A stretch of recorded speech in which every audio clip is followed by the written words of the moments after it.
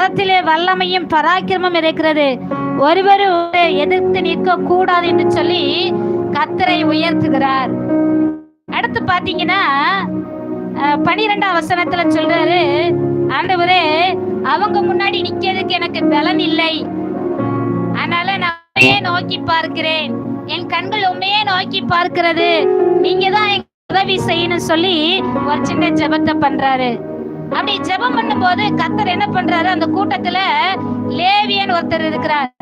அவர் மூலமா கர்த்தருடைய ஆவி இறங்கி பேசினது என்ன அப்படின்னு சொன்னா, நீங்க என்ன பண்ணாதீங்க, பயப்படவும் வேண்டாம், கலங்கவும் வேண்டாம், இந்த யுத்தம் உங்களுடையதல்ல கர்த்தருடையது என்று சொல்லி பதில் வந்து விட்டது.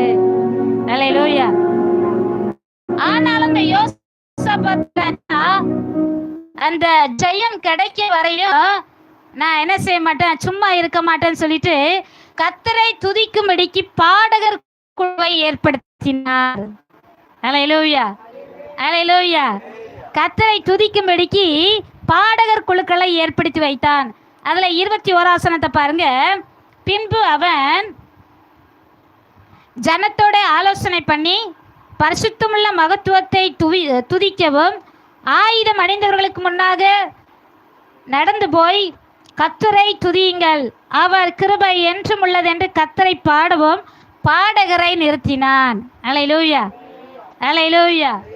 பதில் வந்துட்டு, நீ பயப்பட வேண்டாம், நீ கலங்க வேண்டாம், கர்த்தர் யுத்தம் பண்ணுவார், நீ சும்மா இருந்தா போதும், அந்த யுத்தம் உங்களுடையதல்ல என்று சொல்லி பதில் வந்து விட்டது. ஆனாலும் கூட இந்த யோசபாத் ராஜா இல்லை எனக்கு ஜெயம் கிடைக்க வரையிலும் நான் விட மாட்டேன்னு சொல்லி அந்த நேரத்துல கர்த்தரை துதிக்க ஆரம்பித்தான். அல்லேலூயா, அல்லேலூயா. கர்த்தர் நல்லவர், அவர் கிருபை என்றும் உள்ளது என்று சொல்லி எல்லாரும் துதிக்க வைக்க செய்தான்.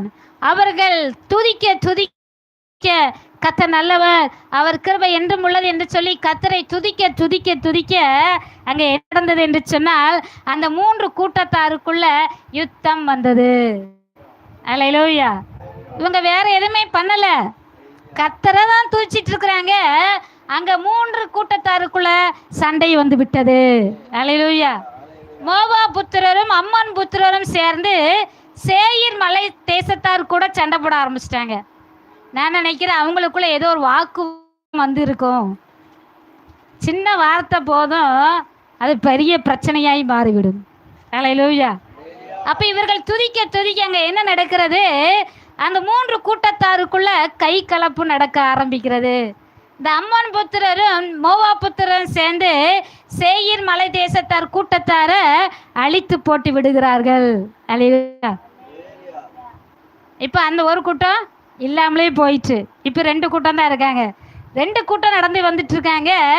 இவங்க துதிக்க துதிக்க என்ன ஆயிட்டுனா, அவங்க 2 கூட்டத்துக்குள்ள சண்டை வர ஆரம்பிச்சிட்டு, அவங்க 2 பேரும் என்ன பண்றாங்க, நீயா நானா என்று சொல்லி அம்மோன் புத்திரர் மோவாப் புத்திரர் கூட்டத்தை அழிக்க, மோவாப் புத்திரர் அம்மோன் புத்திரரை அழிக்க, லாஸ்ட் அந்த 2 கூட்டத்தாரும் அழிந்தே போனார்கள். அல்லேலூயா. 3 கூட்டத்தை அழிந்தே போயிட்டா, ஒருத்தன் கூட உயிரோடு இல்லையா, ஒருத்தன் கூட தப்பவில்லைன்னு அதுல சொல்லப்பட்டது. 3 கூட்டத்தாரும் அவுட்டு. அப்போ யோசபாத்தும் ஜனங்களும் போய் பார்க்கும் பொழுது எல்லாத்துக்கும் கிடக்காங்க, ஒருத்தன் கூட உயிரோட இல்லை. ஆனா கடைசி என்ன பண்ணாங்க தெரியுமா, இவங்க கொள்ளையிடணும்னு அந்த 3 கூட்டத்தார் வந்தாங்க. ஆனா இவங்க கர்த்தரை துதிச்சதுனா இவங்க என்ன பண்ணாங்கன்னா, அந்த 3 கூட்டத்தாருடைய பொருட்களை கொள்ளையிட்டார்கள். அல்லேலூயா. அவர்களுடைய பொருட்கள், அவர்களுடைய ஆடை ஆபரணங்கள் எல்லாவற்றையும் என்ன பண்ணாங்களா, கொள்ளையிட்டார்கள். எத்தனை நாள் கொள்ளையிட்டாங்கன்னா 3 நாள் கொள்ளையிட்டாங்க. அப்போ எவ்வளவுக்கு அதிகமாக அது இருந்திருக்கும் பாருங்க.